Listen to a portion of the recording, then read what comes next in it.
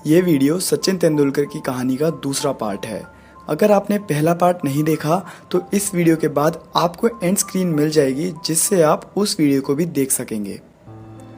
Domestic cricket में धूम मचाने के बाद सचिन इंटरनेशनल्स के लिए भी सिलेक्ट हो गए। आप ये बात जानकर हैरान रह जाएंगे कि सचिन सिर्फ 16 वर्ष की उम्र में इंटरनेशनल्स खेलने लगे थे। तेंदुलकर ने अपना इंटरनेशनल डेब्यू किया 1989 में पाकिस्तान के खिलाफ। इस सीरीज के एक मैच में 16 साल के सचिन को वकार यूनिस ने एक बाउंसर डाली। बॉल सीधा जाकर सचिन की नाक पर लगी। सचिन की नाक से खून भी निकला, पर उन्होंने मेडिकल असिस्टेंस ना लेते हुए अपनी बैटिंग को जारी रखा। ये दिखाता है कि सचिन इतनी छोटी उम्र में अपने देश और क्रिकेट को किस दर्जे पर रखते थे। उनके लिए क्रिकेट सबसे पहले, बाकी सब बाद में। इस सीरीज़ के बाद वो न्यूजीलैंड और इंग्लैंड सीरीज़ में भी खेले। इंग्लैंड के खिलाफ उन्होंने एक ज़बरदस्त सेंचुरी लगा दी। अब सिर्फ 19 से 20 साल के होने तक सचिन ने टीम में अपनी जगह बना ली थी। अब इनके बाद आया 1996 का वर्ल्ड कप। तेंदुलकर इस टूर्नामेंट में हाईएस्ट रन स्कोरर बने। वर्ल्ड कप के बाद उसी साल में एक मैच में सचिन और नवजोत सिंह सिद्धू ने सेंचुरी लगाई। इन दोनों की सेंचुरी के कारण वो पहला ऐसा मैच बना जिसमें इंडिया ने 300 से ज्यादा रन बनाए।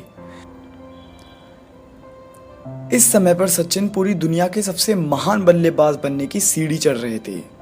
उन्होंने ऑस्ट्रेलिया के खिलाफ लगातार 3 सेंचुरीज भी लगाई। अब एक ऐसा मैच आया जिसमें दुनिया के सबसे महान बैट्समैन सचिन और सबसे महान स्पिनर शेन वॉर्न का सामना होना था। तेंदुलकर ने इस सीरीज में धूम मचा दी।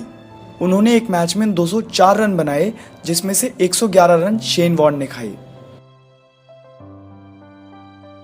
उन्होंने इस सीरीज में बॉलिंग में भी अपना खूब जादू दिखाया।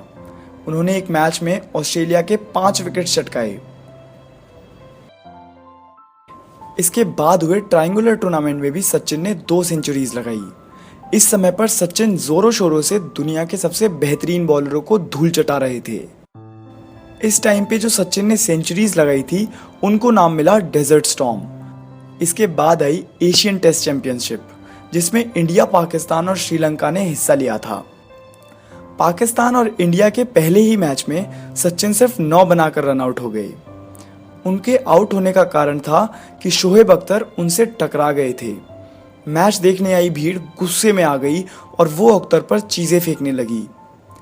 गुस्साई भीड़ को शांत करना बेहद मुश्किल था। सभी प्लेयर्स को ग्राउंड से ले जाया गया। ऐसी गंभीर स्थिति में सचिन तेंदुलकर आगे आए और भीड़ को शांत करने की कोशिश करने लगे। उनके आने के बाद भीड़ शांत हुई और मैच फिर शुरू हो गया।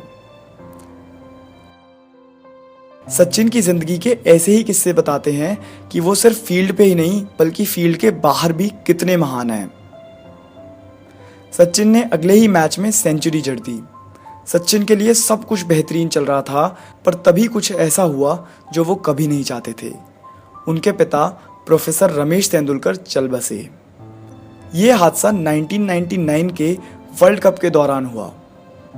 सचिन को बीच में ही वर्ल्ड कप छोड़कर घर लौटना पड़ा, पर अगले ही मैच के लिए सचिन लौटकर भी आ गए और आते ही एक और शतक जड़ दिया। उन्होंने ये पारी अपने पिता को समर्पित करी। इसी बीच वो टीम के कप्तान भी बने, पर कप्तानी उन्हें ज़्यादा जची नहीं, तो उन्होंने 2000 में कप्तानी से रिज़ाइन कर दिया। सचिन ने 2001 और 2002 में टेस्ट मैचेस में खूब अच्छी बल्लेबाजी करी और 2002 में उन्होंने सर डोनाल्ड ब्रैडमैन के 29 शतकों के रिकॉर्ड को भी तोड़ दिया। इसके बाद अगले 4 मैचों में सचिन का जादू फीका होने लगा। वो 4 में से 3 मैचेस में डक पर आउट हो गए। फिर 2003 वर्ल्ड कप में सचिन ने 11 मैचेस में 673 रन बनाकर इंडिया को फाइनल्स तक भी पहुंचाया। पर इसी साल में हुए ऑस्ट्रेलिया टूर में सचिन ज़्यादा अच्छा खेल नहीं पाए।